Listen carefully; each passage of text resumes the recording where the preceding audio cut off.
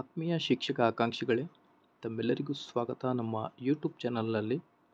ಇಂದಿನ ಈ ವಿಡಿಯೋದಲ್ಲಿ ಪದವಿ ಪೂರ್ವ ಶಿಕ್ಷಣ ಇಲಾಖೆಯ ಸರ್ಕಾರಿ ಪದವಿ ಪೂರ್ವ ಕಾಲೇಜುಗಳಲ್ಲಿ ಖಾಲಿ ಇರುವ ವಿವಿಧ ವಿಷಯಗಳ ಉಪನ್ಯಾಸಕರ ಖಾಲಿ ಹುದ್ದೆಗಳಿಗೆ ನೇರ ನೇಮಕಾತಿ ಮೂಲಕ ಭರ್ತಿ ಮಾಡಲು ಮೀಸಲಾತಿ ಸಂಬಂಧ ಮಾರ್ಗದರ್ಶನ ಕೋರಿ ಅಂತ ಒಂದು ಇನ್ಫಾರ್ಮೇಷನ್ ಬಂದಿತ್ತು. ಈ ಇನ್ಫಾರ್ಮೇಷನನ್ನು ತಮ್ಮೊಂದಿಗೆ ಶೇರ್ ಮಾಡ್ತಾ ಇದ್ದೀನಿ. So before to move on, I request all of you, please teacher experience, like, share and subscribe to my channel for all the latest update. So ನೋಡ್ತಿರ್ಬೋದು,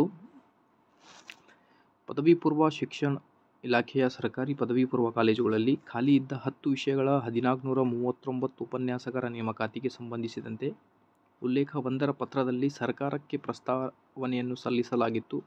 ಮುಂದುವರೆದು ಕಲ್ಯಾಣ ಕರ್ನಾಟಕ ಭಾಗದ ಸರ್ಕಾರಿ ಪದವಿ ಪೂರ್ವ ಕಾಲೇಜುಗಳಲ್ಲಿ ಖಾಲಿ ಇದ್ದ 7 ವಿಷಯಗಳ 36 ಉಪನ್ಯಾಸಕರ ಹುದ್ದೆಗಳ ಭರ್ತಿ ಮಾಡಲು ಉಲ್ಲೇಖ 1ರ ದಿನಾಂಕ ಪತ್ರದಲ್ಲಿ ಸರ್ಕಾರವನ್ನು ಕೋರಲಾಗಿತ್ತು.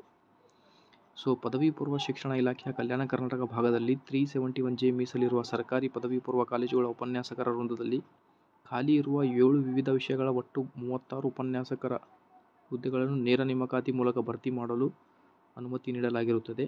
ಪದವಿ ಪೂರ್ವ ಶಿಕ್ಷಣ ಇಲಾಖೆಯ ಸರ್ಕಾರಿ ಪದವಿ ಪೂರ್ವ ಕಾಲೇಜುಗಳಲ್ಲಿ ಖಾಲಿ ಇರುವ ಒಟ್ಟು 778 ಉಪನ್ಯಾಸಕರ ಹುದ್ದೆಗಳಿಗೆ ನೇರ ನೇಮಕಾತಿ ಮೂಲಕ ಭರ್ತಿ ಮಾಡಿಕೊಳ್ಳಲು ಸರ್ಕಾರದ ಅನುಮತಿ ನೀಡಿ ಆದೇಶಿಸಲಾಗಿರುತ್ತದೆ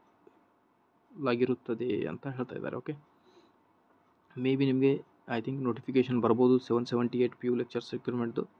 ಸೊ ನಮ್ಮ ಯೂಟ್ಯೂಬ್ ಚಾನಲ್ನ ಸಬ್ಸ್ಕ್ರೈಬ್ ಮಾಡಿರಿ. We are going to provide you all kind of information. Thank you for watching.